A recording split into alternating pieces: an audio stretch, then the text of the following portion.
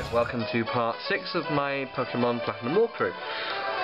Now, I promised a few things to explain in the previous part, types and TMs and a few other things. So yeah, I'm just going to go through this building here and then do one small thing on the route and then we'll talk about those things. So, this blue building is the Pokemart. This is where you spend your hard-earned trainer battle cash on stuff. Good stuff. So yes, you talk to this person. You can sell items, if you have any, which I have very few of, which is sad. And then you can buy stuff. Now, what I usually do when I'm starting out on this sort of thing is I buy 10 Pokeballs. You can pressing up on your D-pad or just and down will change the number by 1, and right and left will change it by 10. So yeah, that's good. So 10 Pokeballs, that's 200 each. So yes, that's most of my money. If you buy 10 Pokeballs all together, you also get given a Premier Ball, which is a rare type of Pokeball that's just basically exactly the same but looks prettier, apparently, as a reward. Yes, for free. And potions. Yes, basically I usually just finish off the rest of my money by buying potions because that's good. It gets you through the next few routes. So yeah, now I've got no money. You can also buy antidotes and all out healing items, different types of Pokeballs. You unlock more stuff when you've yes, of course. You'll notice on my screen the game's generally just gone darker and the music has toned down a bit. This basically means that the day-night cycle has progressed into night. So yes, that's pretty cool. So yes, onto the route then.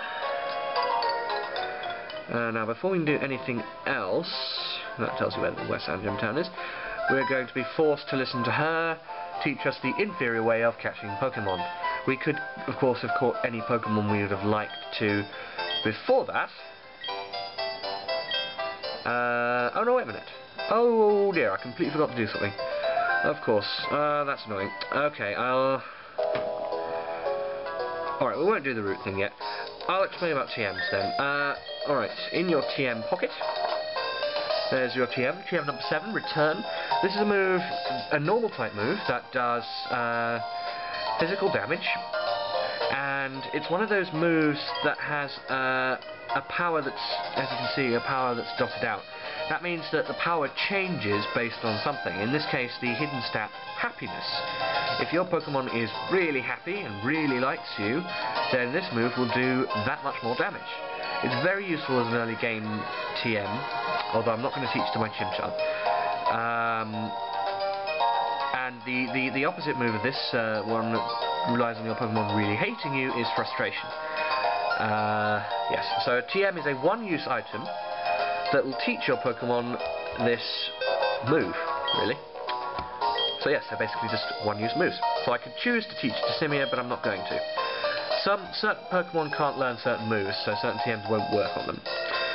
HMs are pretty much the same, except they're infinite use. And you can't sell them. You can sell TMs. Right, that's that. I should talk about type, because I promised to, and it is quite central to this game, and I am going to catch a few Pokemon. So, I think. Okay, type. Right. As you know, because I've said it before, Simia is a fire type. Now, there are a large number of types in this game. I'll just try and list them all. Normal, Fighting, Ghost, Dark, Psychic, Poison, Steel, Fire, Water, Grass, Electric, Flying, Ice and Dragon. I think I got all of those, and I don't think I repeated any. I hope not. Now, if you look at, there are various websites on the internet that give you a nice easy chart, but it's fairly easy to memorize because they're generally logical. Certain types are super effective, as in their moves do double damage on other types. For example, Fire, as you would expect, is capable of melting steel, and thus any fire type move that is used, like our good friend Ember, will do double damage against a steel type. If the various types, so fire is strong against grass and steel, but fire is also weak, as in it will do half damage to water. And ground is... no, it's not ground, it's rock. That's something I can't remember. I usually remember these things on the moment. So yes, and usually the types that they're weak to will also be super effective against them. So water will do double damage against fire, ground will do double damage against fire, and so on. Steel will do half damage against fire. So yes. Now, the reason that Pokemon have types is because, generally speaking, a Pokemon will only learn lots of moves, but mainstay of its moves, and generally its most powerful moves, will be types that are its type. And one important thing to note is a thing called Stab, S-T-A-B. This refers to same type attack bonus. So if a fire type, for instance, uses a fire type move, for instance Simia using Ember, the power of that fire type move will be more because a fire type is using the fire type move. That's why it's better to use that than Scratch, even though technically the attack is a bit lower. So it's about even, but fire type using fire type always better. So yes, every move has a type, can be stabbed by certain things. So in the mainstream, I like to keep my Pokemon using stab moves. There are a few exceptions to this rule, because of course, typings being typings, strategy and all that, you want to build a team that can counter a lot, and if you've got a Pokemon that's got a lot of weaknesses, you want perhaps not to necessarily concentrate your types. For instance, if you have a Psychic type, you want to have at least one move that can damage a Dark type, because Psychic types do not affect Dark types at all. They can't even touch them, so unless you use Miracle Eye. So yes, that pretty much goes over types basically. Anything more about those I will talk about later. Yeah, okay. So team building, which is an essential part of this thing, is all about matching up your types. You like to have a fairly well balanced team. So I'm going to try and find certain team members. Let's see what this is. Oh, okay, a Starly. We'll start with that. So yes, Starly is a normal and flying type, one of those traditional that you find in all these games. We'll scratch it. Now, the principles to catching Pokemon are: the lower the hit points, the more likely you are to catch. Now, obviously, one hit point is quite hard to get unless you use full swipe.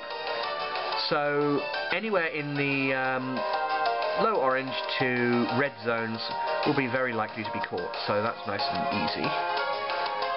So at this point, and also adding a status effect, like sleep, poison, all those, will make the Pokemon even more easy to catch. This is where things like burn and poison really start to curse you, because if they're the only ones you can use and you have to use them, there's a chance that it will knock the target out before you can catch it. So, catching Pokemon, I showed you the bag thing earlier. We'll go into the bag and into the Pokeballs. Now that we've got some, you just choose a Pokeball and use it. You will throw a Pokeball at the Pokemon and it will land on the ground, and if it shakes 3 times and clicks, like that one, that means you've caught it. Good, good. So we now have a new friend. That's Starly. It's fairly generic, but I really... there are lots of flying types in the game, but I haven't played with Star for ages, so I'm going to give that one a go. So yes, when you capture the Pokemon, you get to see its Pokedex entry, including the footprint and all that stuff. And you get to a choice to name it. So I'm going to name my Starly. Where's R? There it is. Ornith, just means bird.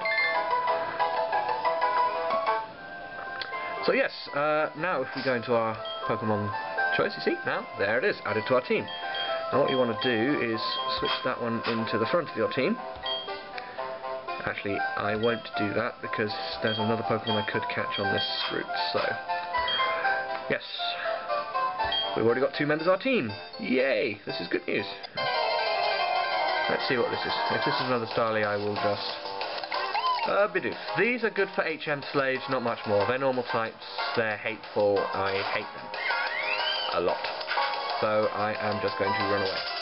That's the the runaway feature.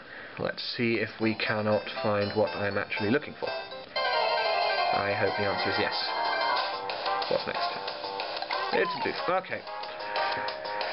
I think you can find what I'm looking for on this route, but I'm not going to bother, so yes. There's just a little bit of something over there that I wanted to show you. This ledge thing here, you can see it's beveled so that it points downwards. This means you can jump over these, but only from one direction, only in one way, usually backtracking the route, as I will show you here. There you go, see? But you can't jump back over it. So that's a way to jump quickly through certain routes if you don't want to fight Pokemon. You can do it as many times as you want. I'm going to run through this because there's... okay. Right, so we've got to go back to the mother and tell her about our adventure so far, because otherwise she'll probably cry or something. She will heal you up, which is good, because it means I can put Starly in front.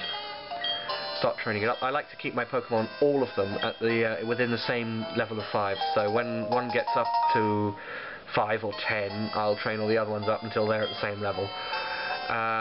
This is good for team balance, but don't be afraid to use a Pokemon that's higher than that, or do something else if you want to. Don't be if you need to use them. There we go. So she's going to talk about some stuff. She gave you a journal, which just annoys me, really. It's a bit pointless. And then Grass Mother comes in and she's trying to find him.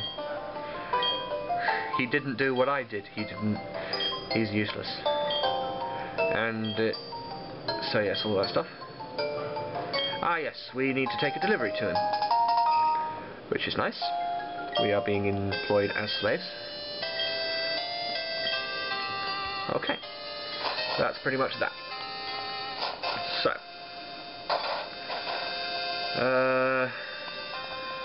oh damn sign. Okay, annoyingly enough, we actually end up one part back. So yes, we will now continue past that new route that I couldn't go through last time because I failed in the next part. So yeah, see you then.